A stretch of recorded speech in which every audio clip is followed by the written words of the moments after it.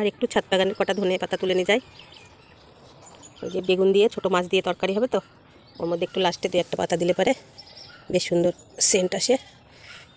বেশি নেব না, অল্প করে নেব, অনেক ঘন ঘন তো, যেখান থেকে বেশি একটু বেরিয়েছে সেখান থেকে তুলে পাতলা করে দেবো তাই।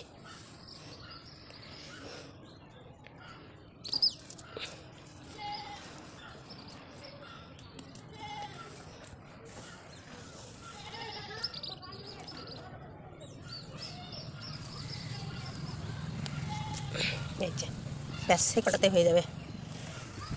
নিচে আমি রান্না বসিয়ে দিয়ে দেখে তো ছাদ বাগানে সবজি তুলতে,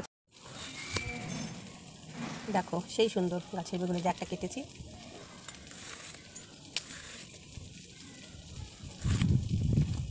এই বেগুনে কিচ্ছু দেয় নেই, শুধু মাটি আর জল ছাড়া, কোনো ওষুধ, কোনো সার, কোনো কীটনাশক, কোনো কিছু দেওয়া নেই।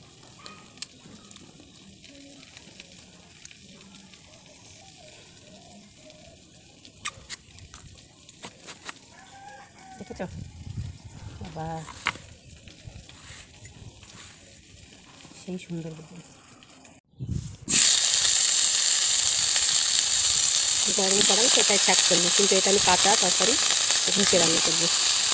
বেগুন আর আলু দিয়ে দিলাম।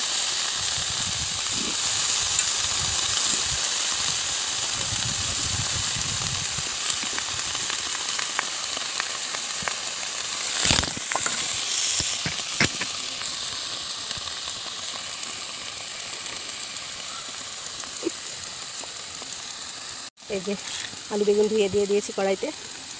এইবার দিয়ে দেবো তোমার এই যে আদা জিরে রসুন বাটা, কাঁচা লঙ্কা বাটা, ধনা তেজপাতা।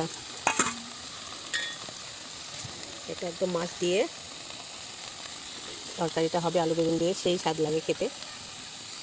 পরিমাণ মতো হলুদ দিয়ে দিলাম, জিরে, তারপরে দিলাম হচ্ছে তোমার এই যে স্বাদ মতো লবণ, একটু ধনিয়া গুঁড়ো দেবো।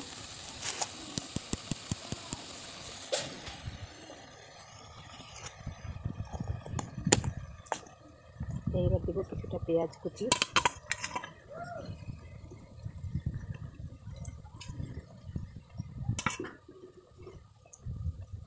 দেবো হচ্ছে মটরশুঁটিগুলো দিতে ভুলে গিয়েছিলাম। এইবার দেবো সরিষার তেল,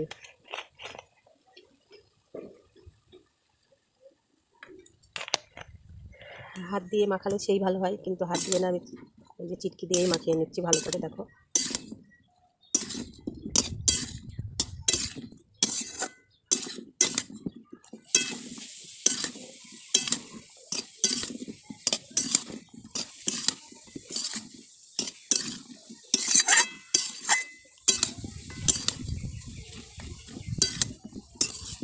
হাত দিয়ে কুচলিয়ে মাখালে বেশি স্বাদ হয়, কিন্তু আমি গরম মাখাই বসিয়ে দিয়েছি, ওই জন্য হাত দিয়ে মাখালাম না। এইবার তোমার দিয়ে দেবো মাছগুলো। দেখো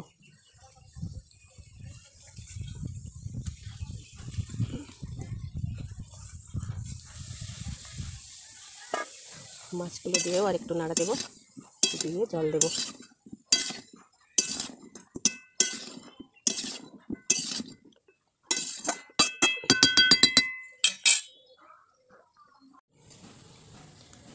দিয়ে দিলাম জল, একটু গাঢ়াসা হবে তাই জলটা আমি একটু বেশি দেবো।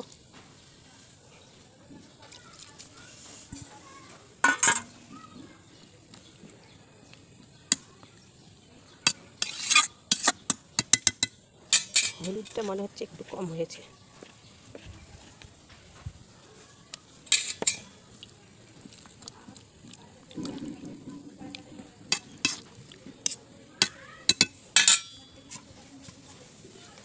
এইবার ঢাকা দিয়ে তোমার 15 মিনিট মতো রান্না করে নিলেই তরকারিটা রেডি হয়ে যাবে। আর লাস্টে ধনিয়া পাতাগুলো নিয়ে এসেছি, সেইগুলো লাস্টে নামানোর আগে দেবো।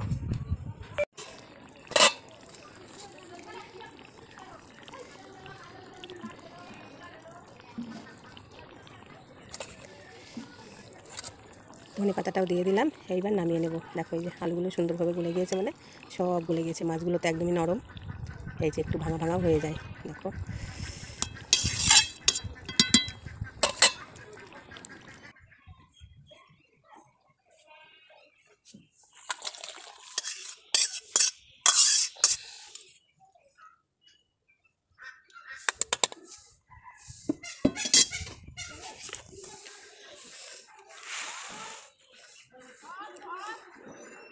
আখাই রান্না তো একটু কালি লেগে গিয়েছে ঢালতে গিয়ে।